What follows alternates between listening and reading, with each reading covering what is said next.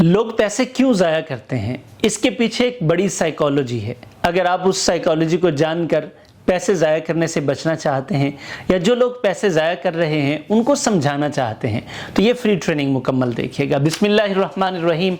अस्सलाम वालेकुम। मैं हूँ Yasin Shakir, business coach, trainer, NLP।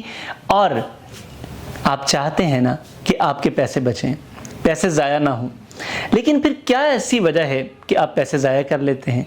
या वो लोग जो कमाई करते हैं, मेहनत करते हैं, मेहनत करने के बाद महीने बाद अगर कभी उनके पैसे ज़्यादा आ जाएं तो क्यों उनके हाथ में खुजली होती है और वो ज़ाया कर देते हैं?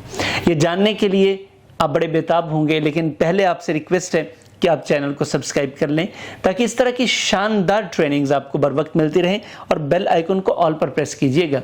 इस तरह हर नई ट्रेनिंग आपको टाइमली मिलती रहेगी।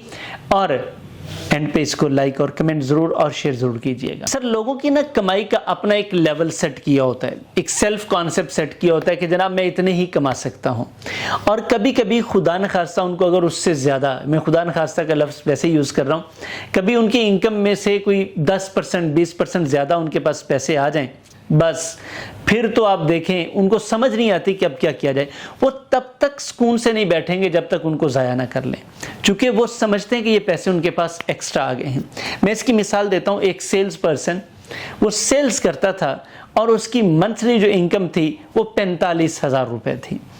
एक मरतबा ऐसा हुआ, वो ज़िम्मेदारों के साथ डील करता था, कुछ चीज़ें मतलब उनकी कंज्यूमर प्रोडक्ट्स थी, कंपनी के साथ जब वो डील कर रहा था, ये बड़ी पुरानी बात है, 2007-8 की बात है, उसको 45,000 रुपये बड़ी बात थी।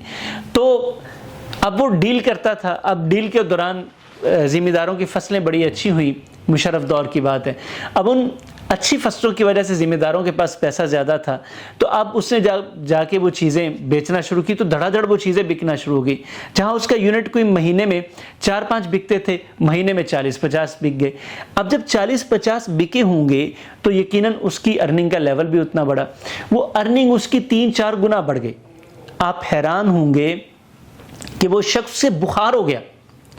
अब वो बीमार हो गया, घर चला गया, समझ नहीं आ रही कि इतने पैसों का क्या करे, क्योंकि कभी उसने उतने पैसे देखे नहीं थे। जब उसने उतने पैसे देखे नहीं थे, उसे समझ नहीं आई, तो उसने क्या किया, उन पैसों का पार्टी कर, दोस्तों को खिला, कपड़े खरीद, जूते खरीद, मोबाइल खरीद, ये कर वो कर। उसे तब सुकून आया जब वो महीने के पैसे उसने लगा लिए। जब पैसे लग गए उसे सुकून आ गया, और अगले महीने से जिम्मेदारों के पास भी पैसे ख़त्म हो गए और इसके पास भी ख़त्म हो गए, तो फिर वापस अपने और नॉर्मल हो गया।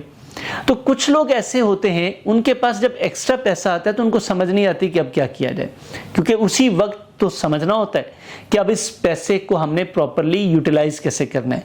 मैं इसीलिए अक्सर कहता हूं कि पैसा कमाना कमाल नहीं है, पैसे को संभालना, पैसे को मैनेज करना जिसे हम कहते हैं, पैसे से फ़ायदा उठाना और मुसलसल फ़ायदा उठाना असल काम है। तो अगर आप भी इस तरह की किसी मुशक्क़त में पड़े हुए हैं कि ज़्यादा कमा लेते हैं तो परेशान हो जाते हैं, तो सिंपल फार्मूला है सर, जो ज़्यादा कमा लें उसको एक साइड पर रख दें, वो आपकी सेविंग है, वो आपने खर्च करनी, आपने गुजारा अपना उसी में से करना है, उसी में गुजारा करें, उसको इन्वेस्ट करें, री इन्वेस्ट करें, ताकि वो पैसा आपकी ज़ात के लिए ज़्यादा पैसा कमाने लग जाए। इसके ऊपर मैं ऑलरेडी भी फ्री ट्रेनिंग कर चुका हूँ, आप उसे देख सकते हैं। अगर ना समझ आ रही हो तो इसके ऊपर मेरा एक पूरा कोर्स है इन्वेस्टमेंट साइंस के ऊपर, कि आप इन्वेस्टमेंट कैसे कर सकते हैं। अगर आप चाहें तो वो कोर्स रिकॉर्डेड फॉर्म में है, ले सकते हैं। वैसे वो लाइव था, लेकिन अब वो रिकॉर्डिंग की सूरत में मौजूद है। आप लेकर इन्वेस्टमेंट जो बचत करें उसकी इन्वेस्टमेंट का तरीका सीख सकते हैं और अपने आप को बेहतर कर सकते हैं।